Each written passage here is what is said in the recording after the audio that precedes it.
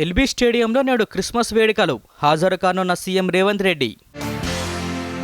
నేడు అసెంబ్లీలో ప్రశ్నోత్తరాలు రద్దు, అసెంబ్లీలో రైతు భరోసాపై చర్చ. నేడు కువైట్ పర్యటనకు ప్రధాని, గల్ఫ్ దేశంలో 2 రోజుల పాటు పర్యటించనున్న నరేంద్ర మోదీ. రక్షణ, వాణిజ్య అంశాలు, పెట్టుబడులపై ఇరు దేశాల చర్చలు, ప్రవాస భారతీయులతో సమావేశం కానున్న ప్రధాని మోదీ. భూభారతి బిల్లుకు శాసనసభ ఆమోదం, భూ సమస్యల నివారణే ప్రభుత్వ లక్ష్యమన్న సీఎం రేవంత్ రెడ్డి. ఫార్ములా ఈ కార్ రేసు కేసులో మాజీ మంత్రి కేటీఆర్కు ఊరట, ఈ నెల 30 వరకు అరెస్ట్ చేయవద్దని హైకోర్టు ఆదేశం. కేటీఆర్పై ఈడీ కేసు, విదేశీ సంస్థలకు నిధులు బదిలీపై దర్యాప్తు.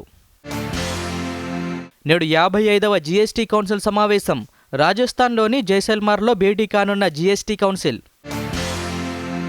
నేవీ చేతికి 2 అధునాతన యుద్ధ నౌకలు, స్టెల్త్ ఫ్రిగేట్, స్టెల్త్ డిస్ట్రాయర్ యుద్ధ నౌకలు అందజేత.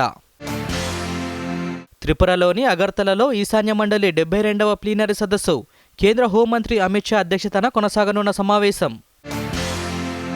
ఓంప్రకాష్ చౌటాల కన్నుమూత, గుండెపోటుతో మృతి, నేడు స్వగ్రామంలో అంత్యక్రియలు.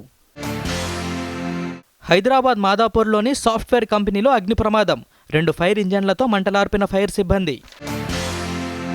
రాష్ట్రాలకు ఏటా 2.5 లక్షల కోట్లు ఇవ్వాలని కేంద్రానికి డిప్యూటీ సీఎం బట్టి విక్రమార్క వెల్లడి, మూలధన పెంపునకు సహకరించాలని కేంద్ర ముందస్తు బడ్జెట్ సమావేశాల్లో వ్యాఖ్య. ఆంధ్రప్రదేశ్ సత్యసాయి జిల్లాలో ఘోర రోడ్డు ప్రమాదంలో 4 మృతి, 10 మందికి గాయాలు.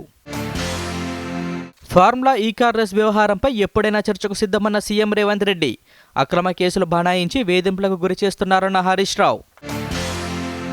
పార్లమెంట్ ఉభయ సభలు నిరవధిక వాయిదా, అంబేద్కర్పై కేంద్ర హోంమంత్రి అమిత్ షా వ్యాఖ్యలతో చివరి రోజు కూడా సజావుగా సాగని సభలు. రాష్ట్రపతి నిలయంలో ఆహ్లాదకంగా ఎట్ హోం కార్యక్రమం, హాజరైన తెలంగాణ, హర్యానా గవర్నర్లు, సీఎం రేవంత్ రెడ్డి. శీతాకాల విడిది ముగించుకొని తిరిగి ఢిల్లీ వెళ్లనున్న రాష్ట్రపతి, బేగంపేట నుంచి ప్రత్యేక విమానంలో బయలుదేరనున్న ద్రౌపది ముర్ము. తెలంగాణలో కొనసాగుతున్న చలి తీవ్రత, ఆదిలాబాద్లో 5.7 డిగ్రీల కనిష్ట ఉష్ణోగ్రత నమోదు. అండర్-19 మహిళల ఆసియా కప్ ఫైనల్కు దూసుకెళ్లిన భారత్, సూపర్ 4 చివరి మ్యాచ్లో శ్రీలంకపై 4 వికెట్ల తేడాతో ఘన విజయం.